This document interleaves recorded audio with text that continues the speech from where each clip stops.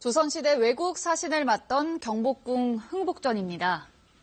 이 조선의 얼을 말살하려 한 일제가 헐고 일본식 정원을 만들었는데 우리 정부가 4년 전부터 복원하고 있습니다. 그런데 KBS 취재 결과 복원 과정에 시멘트를 써서 무리를 빚는가 하면 전통 기법을 곳곳에서 무시한 것으로 확인됐습니다. 이 문화재 복원의 원칙이 무엇인지 묻게 합니다. 현장 취재 K, 장혁진 기자의 단독 보도입니다. 지난해 4월 경복궁 흥복전 복원공사 현장입니다. 벽체 바깥쪽에 흰 반점이 군데군데 보입니다. 시멘트가 배어나온 겁니다. 지붕 석가래 사이사이는 아예 시멘트로 채워놨습니다. 이왕 전입이 된 거는 못하니까 온다.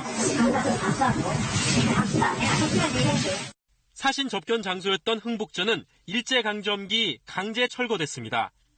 지난 4년 동안 복원에 208억 원이 투입됐습니다. 일제가 훼손한 경복궁의 원형을 되살린다면서 일제가 도입한 건축 재료인 시멘트를 쓴 겁니다. 복원 기준 위반입니다. 문화재 수립 표준 시방서에는 벽체와 지붕에 진흙과 여물, 석회 등 천연 재료만 사용하게 돼 있습니다. 장인들이 문제를 제기하자 문화재청은 부랴부랴 재공사를 했습니다. 하지만 시멘트를 완전히 제거하지 않았다는 의혹이 여전합니다. 이론이 얼마나 됐는지는 몰라도 그 어려운 얘기죠. 그게 한두 칸도 아니고 엄청 큰 건물인데 눈가리가 아웅이라고 해야죠. 이를 확인하기 위해 제보자들과 찾은 흥복전. 취재진의 거듭된 요청에 문화재청도 시료검사에 동의했습니다. 시멘트가 나오지 않았지만 소량이 섞였을 가능성은 배제할 수 없다는 실험 결과가 나왔습니다. 문화재 보수 보강에서 많이 사용하는 소석회는 일반 시멘트의 수화 과정에서 나오는 물질과 굉장히 흡사합니다. 그렇기 때문에 시멘트를 사용하는지 여부를 판단하기가 굉장히 어려운 부분이 있습니다. 공사 과정을 철저히 관리하지 못한다면 완공 뒤에는 부실 시공을 사실상 밝혀내기 어려운 겁니다. 하지만 문화재 복원공사의 관리감독 부실은 이뿐만이 아니었습니다. 벽에는 예정에 없던 모래가 들어갔습니다.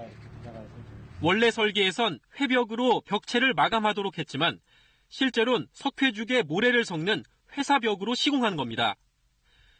회벽에 비해 회사벽은 비교적 공정이 간단해 공사업체 입장에선 공사 기간과 비용을 줄일 수 있습니다. 이런 자료나 문제나 이런 것들 자료를 보면 사실 마감에 그런 모래가 들어가 있는 걸 나오고. 문화재청도 공사업체 말이 맞다며 그 근거로 논문을 제시합니다.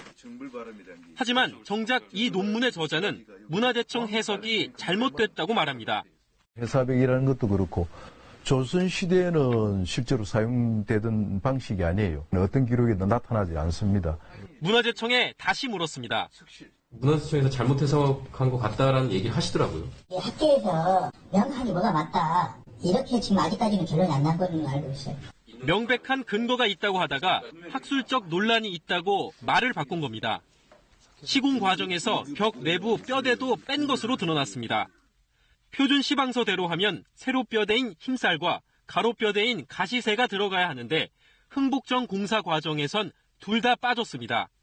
그런 부분도 정말 이제 잘못된 건지 저희가 이제 위원님들한테 여쭤보고 다 자문을 받아서 그 진행을 한 거기 때문에 저희가 이제 물론 시방서를 똑같이 설명했겠지만 자문회의를 거쳐 설계를 변경했다는 설명입니다. 그런데 자문회의 참석자를 선정한 건 공사 감리업체. 자문료도 감리업체가 지불했습니다.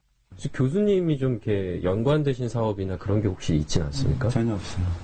하지만 취재 결과 김 교수는 이 감리업체와 수십억 원 규모의 한옥마을 개발 사업을 진행하고 있었습니다. 사업이라고 네. 이제 회사에서 하고 있는 거를 알고 있는데 외부에서 보시기에는 또 자문회의에 영향을 끼칠 수도 있지 않겠느냐. 그런 식으로 볼 수도 있겠네요. 예. 그런 식으로. 하고는 오래전부터 알고 있었고 잘 아는 사무실이에요. 공정성에 의심이 가도 별다른 제재 방법이 없습니다. 이렇게 하나씩 엮기 시작하면은 문화재에서 관계 안 되는 사람이 도대체 누가 있겠습니까? 제척 규정 같은 그런 거 없어요. 임의의 그 위원회예요. 자문위원회. 이에 대해 전문가들은 보건 관련 업체들과 자문위원 사이에 유착이 가능한 구조라고 말합니다. 관, 학, 이제 결합이 되어 있는 거죠. 근데 이 문화재 쪽이 이제 워낙 좁다 보니까 결국 그 내부자가 형성이 되고 유착된 그 폐해죠. 그래서 피해자는 누구냐 이제 전 국민인 거죠. 2045년까지 3천억 원 가까운 예산이 투입되는 경복궁 복원 사업. 원칙 없는 복원으로 600년 궁궐의 위엄이 흔들리고 있습니다. KBS 뉴스 장혁진입니다.